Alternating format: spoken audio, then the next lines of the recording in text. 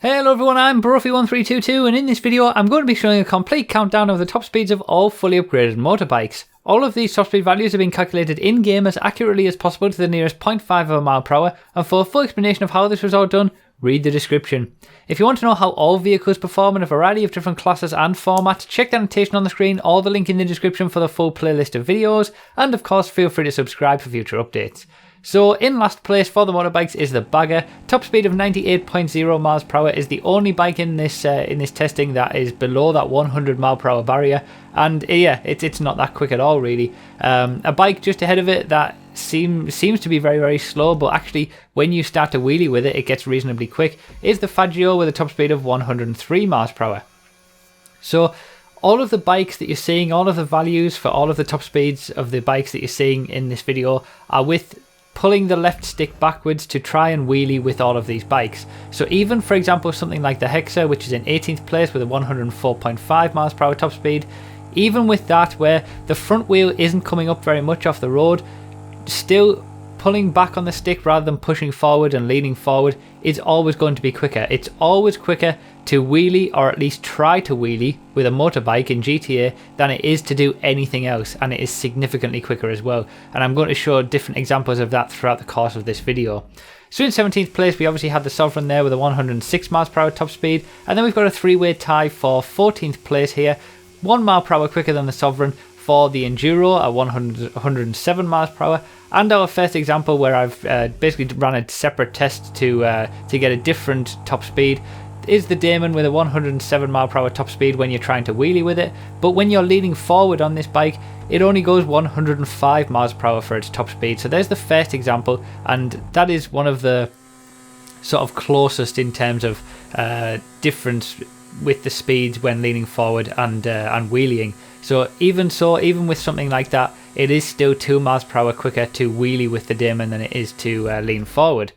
Then also we had the PCJ 600 with also a top speed of 106 miles per hour, so not that quick, and not that quick from the Vader as well, just ahead of the PCJ. All around this sort of area, we're not seeing that great top speeds at this point, even with the wheelies involved. The Electro is in 12th place, again 1 mile per hour quicker with a 109 mile per hour top speed. With the Electro, and later on what we'll see with the Vindicator, the Care's power boost can't be used in a race, but it also wouldn't do much in terms of top speed anyway. It's more about a quick boost of acceleration. So in 11th place we've got the Innovation, and this is one of the closest in terms of the difference between wheeling and leaning forward. It gets a top speed of 110 miles per hour when you're trying to wheelie with it, and it gets a top speed of 109 miles per hour when you're leaning forward. So pretty close, but again it's still quicker to try and wheelie. Now in 10th place we've got the Nemesis with a 111 miles per hour top speed, so we've seen pretty decent increases in top speed, sort of 1 mile per hour every time, but now we see a big jump to the Sanchez, tied for, we've got a three-way tie for 7th place, 118 miles per hour top speed for the Sanchez, which is exactly the same as the Brawler that we saw in the off-roads video. Absolutely incredible. That's why the Sanchez is so dominant in terms of races. It equals the highest top speed of any vehicle in the off-roads class, and it's so much better around a circuit than something like the Brawler. So the Sanchez is pretty much dominant off-road, but we've also seen two vehicles that are exactly the same as it in the motorbikes class in terms of top speed, with the Thrust, which I thought might have been a little bit quicker but it really wasn't, and the Double T. All have a top speed of 118.0 miles per hour, which is pretty quick at this point. Now we've also got a two-way tie for 5th place, and the 121.5 miles per hour top speed here is on the pace of the very top sports cars as well, so we're starting to really creep up there in terms of top speed. We have the Vindicator first up, which is exactly the same as also the Akuma. So the Akuma doesn't get all that much from trying to wheelie, but it does get a 3 mile per hour increase compared to trying to lean forward, and a 4.5 miles per hour increase when doing nothing. So yeah, it doesn't gain much, but it gains a little bit.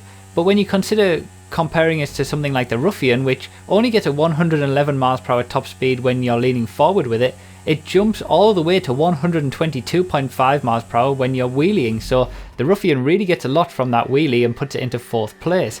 We've got a really great showing as well into the top 3 for the 3rd place Carbon RS with a 124 miles per hour top speed, but we haven't seen something break the top speed of the fastest car just yet until now. with the Bati 801 and the 801RR, which is exactly the same, it's just a different livery. 129.5 miles per hour, gains a hell of a lot from its wheelie, but ultimately the quickest bike in the entire game is the Hakuchu with a 131 miles per hour top speed. That is huge. That's the only vehicle throughout the course of this entire testing that has broken that 130 miles per hour barrier, but it isn't all that much quicker than the Bati, it has to be said. But when you consider it's how much it gains from the wheelie, when you consider the when leaning forward and doing nothing, those values that it gets on the bottom of the screen are exactly the same as the Akuma. So, you know, in actual fact, the Bati is slower than the Akuma when you're leaning forward or doing nothing. So it's only the wheelie that really sets them apart, which is a bit of a shame, because then you would have sort of the Akuma, the Hakuchu, and the Bati all very close in terms of top speed. But we know already that the Bati and the Akuma are the ones to have on a normal racing circuit. The Akuma has the acceleration. The Bati has pretty much everything else. The traction and the braking as well.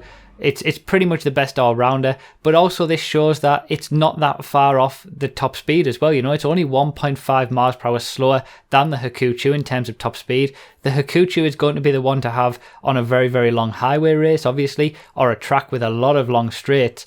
But on a regular racing circuit, as we saw from the original testing video around a track, the Hakuchu is sort of a little bit off the pace in third place to the Akuma and the Bati. So it's interesting how that's worked out, that we've got such a difference in the bikes and the way that they build up their speed in terms of laps and top speed as well. But ultimately, the Hakuchu is the #1 fastest land vehicle in the entire game with a top speed of 131 miles per hour. The Bati isn't too far off though, with 129.5. So I hope you guys enjoyed this video. Let me know all your thoughts down below. Thank you so much for watching. I really do appreciate you sticking around for this series. These were an absolute nightmare to test, so I'm glad we finally got them done, and I really do hope you enjoyed. So thank you so much for watching. I really do appreciate it, and I'll see you next time.